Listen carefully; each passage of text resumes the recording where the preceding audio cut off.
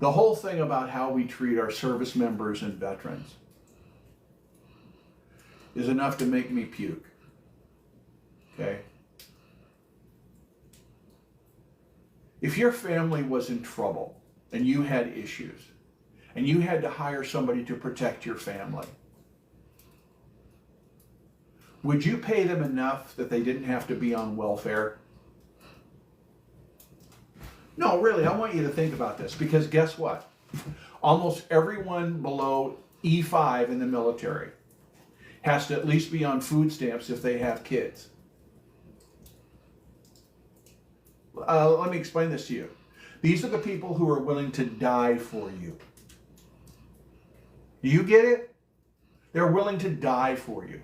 And guess what? We don't need new taxes. We don't need stuff. We need to take the $900 trillion military budget and use 3% of that, 3% more,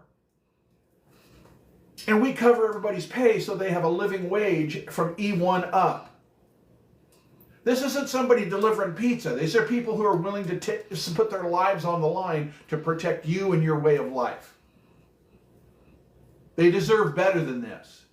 They also deserve that when they get out, they have something they can count on. The GI Bill that my grandfather had that allowed him to buy a farm doesn't exist anymore. The one that my dad got educated on doesn't exist anymore. Okay? They talk about it.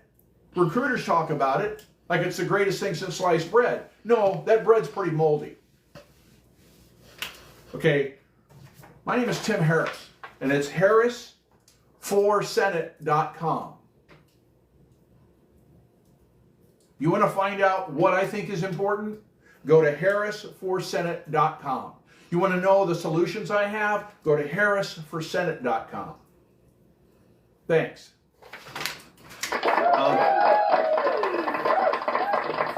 Okay. You know what happens if you don't have any farms? You don't have any food. You know, manja. You don't have any food. Do you know how hard we're making it on farms right now? Not the big corporate farms, but only the ones that provide 80% of our food, which is the smaller farms, family-owned farms. We've got programs that absolutely take advantage of them. Not the corporate farms, but take advantage of the small family farms. Right here in New Hampshire.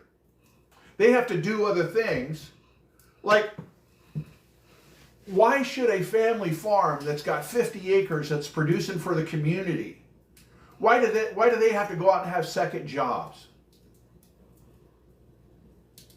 Okay?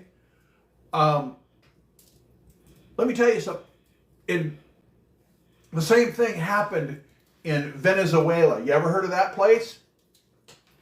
And the reason they started growing drug product is because they couldn't make enough making food because they were banned from exporting to the United States. Go look this up.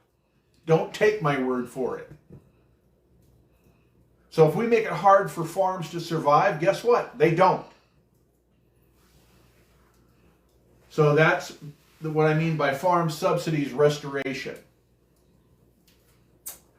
Okay, this makes me crazy. I don't care where you're listening to this at. Go and look at your government-owned buildings. Go look at your state-owned buildings. Go look at them. They're heated. Okay? I've got pictures of the ones here in New Hampshire that they're storing and keeping warm snow equipment. These are big enough to hold thousands of people. Certainly hundreds, to keep from freezing to death when it's so damn cold. Because guess what? They don't have a nice house or a nice fireplace. They have no way of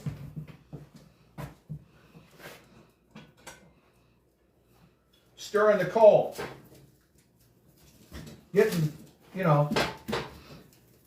Getting the fire going, keeping it going. They got none of that. Okay?